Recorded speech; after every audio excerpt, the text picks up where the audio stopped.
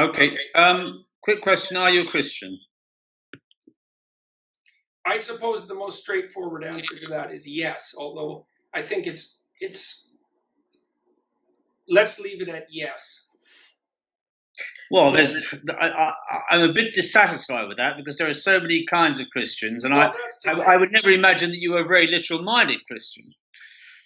Well, there are truths other than the literal that perhaps are more truthful than even literal truths. You know, there are many kinds of truth, and I don't mean that in a postmodern way, actually. But the truths that govern behavior and the truths that emerge from facts are not the same truths. Well, do you believe that Jesus rose again from the dead? Literally. I cannot answer that question.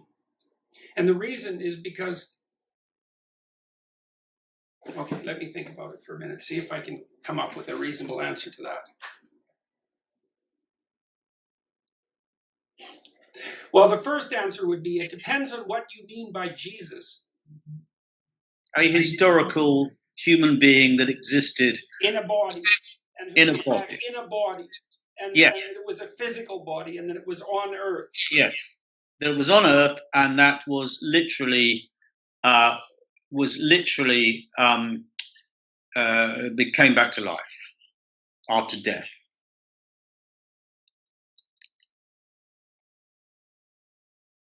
I would say that at the moment I'm agnostic about that issue, which is a lot different than saying I don't believe that it happened.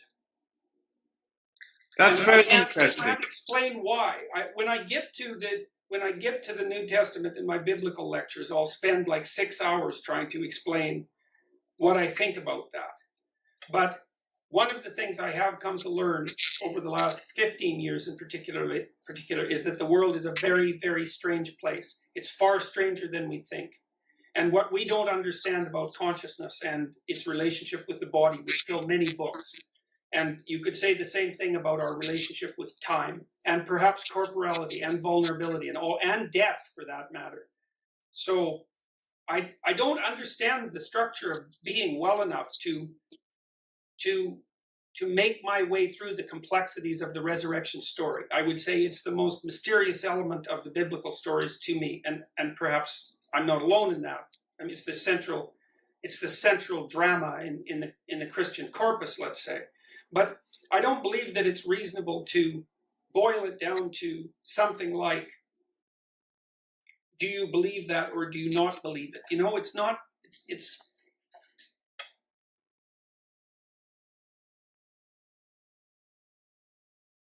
I don't know the limits of human possibility. I don't know. That's an intriguing answer, and it surprises me. Because I had sort of very much had you down as somebody who saw these stories as essentially projections of the human consciousness. Well, they are that, and I could say the death and resurrection of Jesus Christ symbolizes the necessity of the psyche to undergo a sequence of deaths and rebirths in its attainment of the ideal. Oh, yes, that's what I expected you to say. But yes. you are agnostic about that's true. The literal fact. It's a phoenix. It's a phoenix story. But you are agnostic about the actual fact, historically. Well, the thing is that just because that's true doesn't mean that's all that's true about it. Because I also don't know. So here, for example, in order to stay alive, it's necessary to get the balance between death and life right in your psyche and your physiology, because death keeps you alive. Your cells die and regenerate all the time. And if you die too much, then you die. And if you don't die enough, well, then you also die. You end up with cancer or something like that. You have to get the balance between death and life right in order to survive. I don't know what would happen if you got the balance between death and life exactly right. And I don't know what the upper limits are to human possibility, and neither does anyone else. And human consciousness and human beings are capable of, we don't know what we're capable of, I suppose, is the final answer. And so I'm unwilling, for a variety of reasons, which I can't explain. They're tangled up with experiences that I've had that I can neither understand nor explain. But I'm unwilling to rule out. I'm unwilling to rule out the existence of heaven. I'm unwilling to rule out the existence of life after death.